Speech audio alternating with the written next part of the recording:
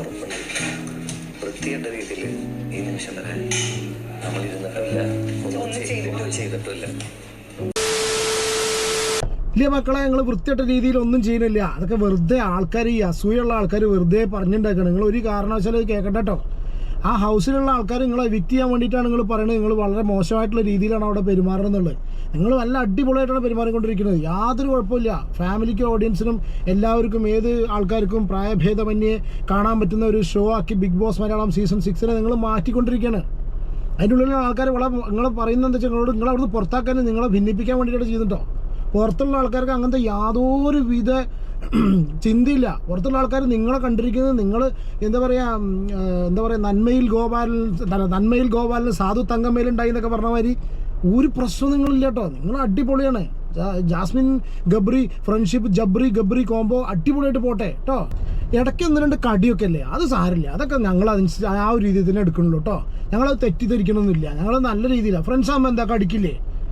നമുക്കൊന്നും അങ്ങനെ കടിക്കണ ഫ്രണ്ട്സ് ഇല്ല എന്ന് വിചാരിച്ചിട്ട് ഇന്നത്തെ ലൈവിൽ ഈ ജാസ്മിൻ പോയിട്ട് ഗബ്രീനോട് കൈ കാണിച്ചു കൊടുത്തിട്ട് പറയാം. നിങ്ങൾ കണ്ടിട്ടുണ്ടായിരിക്കും. കൈ കാണിച്ചു കൊടുത്തിട്ട് പറയാണ്, നോക്ക് എൻ്റെ കയ്യിൽ മുഴുവൻ നീ കടിച്ച പാടാന്ന്. ശേടാ ഇവൻ എന്തടാ പട്ടിയോ? ഈ പല്ലൊക്കെ ഇങ്ങനെ വളർന്നു വരുന്ന ചെറിയ കുട്ടികളുണ്ടല്ലോ, ഈ പല്ല് വളരുന്ന സമയത്ത് ഇവർക്ക് ഇങ്ങനെ ഒരു തരിപ്പ് ഫീൽ ചെയ്യും. അങ്ങനെ കടിക്കാൻ വേണ്ടിയിട്ട് ഇങ്ങനെ നമ്മൾ ഈ ടീത്തറല്ലേ ഇനി പറയുക. ഈ ചെറിയ കുട്ടികൾക്കൊക്കെ നമ്മൾ പല്ല് വളരുന്ന സമയത്ത് അവർക്കൊരു സാധനം വാങ്ങി കൊടുക്കും. ഈ ടീത്തറിന് തന്നെ അതിന് പറയാൻ തോന്നുന്നുണ്ട്. പക്ഷെ ആ പല്ലിന് ആ തരിപ്പ് പോകാൻ വേണ്ടിയിട്ട് ഇങ്ങനെ കടിക്കാൻ വേണ്ടിയിട്ട് ഒരുപക്ഷെ ചിലപ്പോൾ ഈ ഗബ്രി വീട്ടിൽ അതുപോലെ ആയിരിക്കും. അതിന് പല്ലൊക്കെ ഇപ്പോൾ വളർന്നു വരുന്നുണ്ടായിരിക്കുള്ളൂ. ബിഗ് ബോസിലേക്ക് അയക്കുമ്പോൾ പോകും നോക്കാൻ പറ്റില്ലല്ലോ. അപ്പോൾ അതിനവിടെ കടിക്കാൻ കിട്ടിയ പാവം ജാസ്മിനെയാണ്. അതിന് നിങ്ങളൊക്കെ ഞാനല്ല കേട്ടോ, ഞാൻ തെറ്റിദ്ധരിക്കുന്നില്ല. ഞാനെപ്പോഴും അവരുടെ കൂടെ, ഞാൻ ജബ്രി കോംബോ ബെസ്റ്റ് ഫ്രണ്ട്ഷിപ്പ് കോംബോൻ്റെ കൂടെ. നിങ്ങൾ ഇങ്ങനെയൊക്കെ തെറ്റിദ്ധരിക്കാൻ പാടുമോ? നിങ്ങൾ എന്തൊക്കെ മോശം കമൻസ് എഴുതുന്നത്. അയ്യയ്യേ മോശട്ടോ. അവർ നമ്മുടെ ഉള്ളിൽ ട്രൂ ഫ്രണ്ട്സ് അല്ലേ. അവരങ്ങനത്തെ രീതിയിലൊന്നും ചെയ്യുന്നില്ലല്ലോ. ബിഗ് ബോസിനുള്ളിലുള്ള ആൾക്കാരോട് ഇപ്പോൾ നമുക്കൊന്നും പറഞ്ഞ് മനസ്സിലാക്കാൻ പറ്റില്ല. അവർ വിവരമില്ലാത്തവരാണ്. പക്ഷെ പുറത്തുള്ള പ്രേക്ഷകരായ നിങ്ങൾക്ക് ഇത്ര അന്തല്ലേ? എത്ര നല്ല കുട്ടികളായിട്ടാണ് അവർ ജീവിക്കുന്നത്. ഇന്നലെയൊക്കെ കണ്ടില്ലേ ആ ഗബ്രി ജാസ്മിൻ്റെ കൂടെ പുറകേൽ ഇങ്ങനെ പിടിച്ച് നിൽക്കുന്നത്. മറ്റോ ആ പൊട്ടൻ എന്താ പറയുക, മറ്റേ റോക്കി വന്നിട്ട് ഒരു ഇടിയൊക്കെ ഇടിക്കുന്ന സമയത്ത് ആ ഇടി ഇടിക്കുമ്പോൾ അറ്റ്ലീസ്റ്റ് ഒരു മാന്യത ഇല്ലാത്ത ആൾക്കാരൊക്കെ എന്താ ചെയ്യുക? മാന്യത ഇല്ലാത്തവരെന്താ ചെയ്യുക? എണീറ്റ് നിൽക്കും. അറ്റ്ലീസ്റ്റ് ഇവൻ റോക്കി നീ അടിക്കടാന്നാണ് മുന്നിൽ നിൽക്കുന്നതിന് പകരം അവൻ എന്താ അന്തസ്സായിട്ടാണ് ജാസ്മിൻ്റെ പുറകിൽ ഒളിച്ചത്. നമ്മളെ ദിലീപിൻ്റെ മറ്റേ സിനിമ ഉണ്ടല്ലോ, ദിൻതരികടതും. ഞാനത് പറയുന്നില്ല, പക്ഷെ എന്നാലും ഒന്ന് ആലോചിച്ച് നോക്കുക. അവനങ്ങനെ ഒരു മാന്യത ഇല്ലാത്ത ആളല്ല ഗബ്രി. മനസ്സിലായോ? അവൻ ഞാൻ സത്യം പറഞ്ഞാൽ വിചാരിച്ചെന്താ പറയുക, ഇവനെങ്ങാനും പൊട്ടത്തരം കാണിച്ചിട്ട് അവൻ്റെ ആ ഒരു ദമ്മ് കാണിക്കാൻ വേണ്ടിയിട്ട് ഇവനൊക്കെ എണീറ്റ് നിൽക്കുമോ? മറ്റേ ഈ റോക്കി അടിക്കാൻ വരുന്ന സമയത്ത് വിചാരിച്ചു അവനെന്ത് ഡീസൻ്റായിട്ടാണ് ജാസ്മിൻ്റെ പുറകിൽ ഒളിച്ചിരുന്നത്. കുറച്ച് ഭാഗമൊക്കെ ഞങ്ങൾ പ്രേക്ഷകർ കണ്ടു കേട്ടോ. അത് അവനെ ഒളിച്ചിട്ടുണ്ടെങ്കിലും അവൻ ആ ഒരു പുറകിൽ ഒളിച്ചു, ആ ഒരു സംഭവമൊന്നുമില്ല. എന്നിട്ട് ഞാൻ പേടിച്ചു എന്ന് പറഞ്ഞിട്ട് എന്നിട്ട് ജാസ്മിൻ്റെ നെഞ്ഞിലൊക്കെ കൈ വയ്ക്കുന്നത് കേട്ടു. അല്ല കേട്ടോ ആ സൗണ്ടൊക്കെ. വോട്ടെവർ എന്താണെന്നുണ്ടെങ്കിലും ഇന്ന് ലൈവ് അപ്ഡേറ്റിൽ നടന്നൊരു സംഭവമാണ്. ജാസ്മിൻ കാണിച്ചു കൊടുക്കുകയാണ് കടിച്ച പാട്. ഈ കടിച്ച പാട് കാണിച്ചു കൊടുക്കുന്നു. എന്നിട്ട് ഞങ്ങൾ ഇപ്പം ബിഗ് ബോസ് ഹൗസിനുള്ളിലുള്ള എല്ലാവരും വളരെ ക്ലിയർ ആയിട്ട് കംപ്ലീറ്റ് ഇന്ന് രാവിലെ ലൈവ് കണ്ടവർക്കറിയാം. രാവിലെ മുതൽ ഇവർക്കെതിരെ തിരിഞ്ഞിട്ടുണ്ട്. ഹൗസിലുള്ളവർ കംപ്ലീറ്റ് ആയിട്ട് തിരിഞ്ഞിട്ടുണ്ട്. അപ്പോൾ അതിൻ്റെ ഒരു സംഭവമാണ് അവിടെ നടക്കുന്നത്. പുറത്തുള്ള കാര്യങ്ങളൊന്നും ഇവർ ഉണ്ടാവില്ലായിരിക്കാം. വോട്ടെവർ എന്താണെന്നുണ്ടെങ്കിലും ജാസ്മിൻ ജബ്രി കോംബോ നമുക്കുള്ള കോണ്ടന്റ് ഇഷ്ടം പോലെ തന്നുകൊണ്ടിരിക്കുകയാണ്. കുറേ കമൻസ് കണ്ടു, അവരത് കണ്ട് മടുത്തു എന്ന്. എനിക്കും കുറേ ആൾക്കാർ മെസ്സേജ് അയച്ചിട്ടും കമൻറ്റിലും പറഞ്ഞു ഞങ്ങളുടെ വീട്ടിൽ ഇന്ന് TV ഓൺ ചെയ്യാൻ സമ്മതിക്കുന്നില്ല, രാത്രി ആയിക്കഴിഞ്ഞാൽ ഇതാണോ ബിഗ് ബോസ് എന്നൊക്കെ ചോദിക്കുന്നുണ്ട്. ഇനി ഇവിടുന്ന് അങ്ങോട്ട് ഇതാണ് ബിഗ് ബോസ്, ഇതാവണം ബിഗ് ബോസ്. അതിലൊക്കെ ചില ആൾക്കാർ പറഞ്ഞു കേട്ടു. കമൻറ്റാണേ, എനിക്കറിയില്ല കേട്ടോ. ഇനി മുതൽ ഓയോ റൂം ബുക്ക് ചെയ്യേണ്ട, ബിഗ് ബോസിലേക്ക് പോയാൽ മതി എന്നൊക്കെ കമൻറ്റാണ് കേട്ടോ. നമ്മുടെ അഭിപ്രായമല്ലേ, അത്രയും നമ്മൾ തരം താഴെ നമ്മൾ ചിന്തിക്കുന്നില്ല. ഞാൻ ആ കമൻറ്റ് അടിക്കുന്നവരോട് ഇത്ര പറയണം, നിങ്ങൾ ഇത്ര തരം താഴെ ഇരിക്കും മക്കളെ. വോട്ടെവർ ഇന്നത്തെ പ്രൊമോ അതും കൂടി പറയട്ടെ. ഇന്നത്തെ പ്രൊമോ നിങ്ങൾ ശ്രദ്ധിച്ചിട്ടുണ്ടാവും. അതായത് ഗബ്രല്ല എന്ത് വന്ന് ജബ്രി ഗുബ്രി എന്ന് മാത്രമേ വരുന്നുള്ളൂ. അതായത് നമ്മുടെ റോക്കിനെ എവിക്റ്റ് ചെയ്യാനുള്ളൊരു പരിപാടി എടുക്കുക എന്ന് പറഞ്ഞു കേട്ടോ. അതായത് പവർ ടീമിൻ്റെ പവർ ഉപയോഗിച്ച് റോക്കിനെ എവിക്റ്റ് ചെയ്യുക. അങ്ങനെയൊക്കെ എവിക്റ്റ് ചെയ്യാൻ പറ്റുമോ അറിയില്ല കേട്ടോ. ഈ പ്രാവശ്യം ബിഗ് ബോസിൻ്റെ പരിപാടി എന്താണെന്നുള്ളത് അറിയില്ല.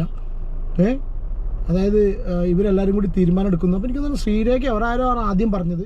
അതിൻ്റെ ബേസിലാണ് എനിക്ക് തോന്നുന്നു, ഞാൻ കണ്ടോടത്തോളം ഇവൻ പറഞ്ഞത്, ഗബ്രി പറഞ്ഞു ജാസ്മിൻ അവിടെ ഇരിക്കുന്നു, എവിക്റ്റ് ചെയ്യാൻ റെഡി ആവുന്നു. അപ്പോൾ 3 പേര് സപ്പോർട്ട് ചെയ്ത സ്ഥിതിക്ക് ഒരു പക്ഷേ ചിലപ്പോൾ നമ്മുടെ റോക്കിനെ എവിക്റ്റ് ചെയ്യാൻ പോകണാവോ.